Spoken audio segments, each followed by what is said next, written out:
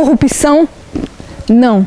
A questão 808 de O Livro dos Espíritos propõe: as desigualdades das riquezas não será originária da adversidade daqueles que possuem meios mais fáceis para adquiri-las?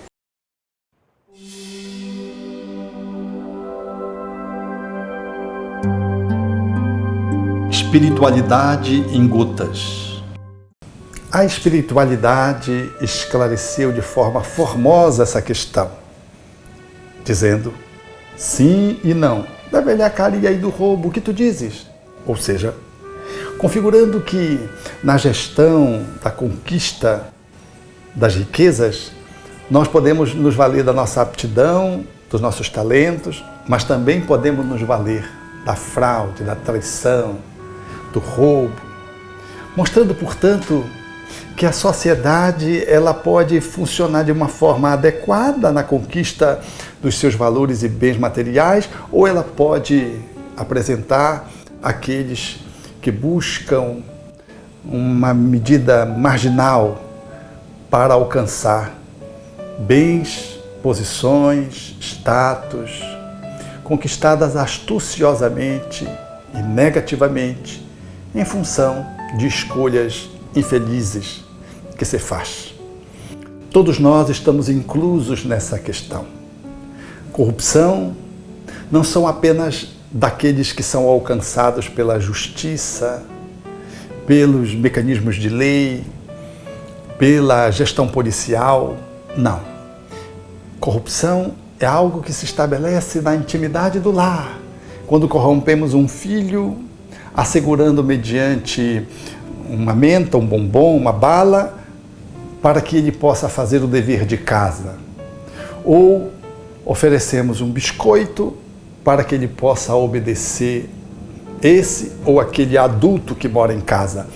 Isso é uma forma de corrupção.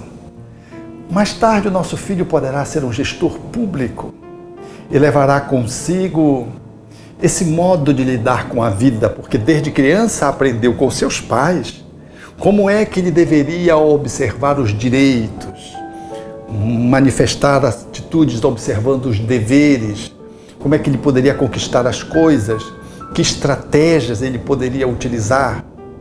São corrupções que nos passam desapercebidos dentro de casa.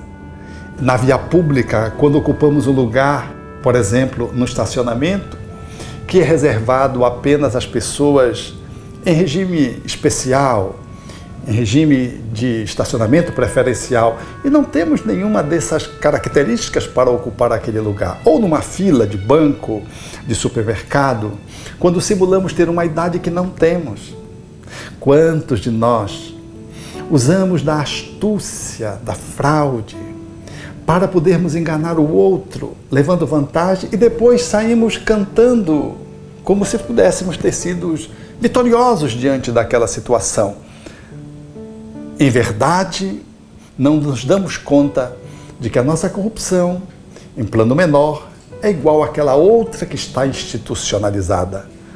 Quando compramos um guarda para que ele não nos multe e fazemos isso, nós estamos ali, naquela circunstância, experimentando a corrupção, que às vezes está sendo presenciada também pelos nossos filhos, que vão aprender como eles devem fazer para tentar enrolar a lei, para subverter direitos e deveres, usando os aspectos econômicos, usando a lábia, usando a pressão do poder com uma carta, com uma identidade na qual você se revele uma pessoa importante, faça pressão sobre o outro. Todos esses são mecanismos que falam de um processo de corrupção.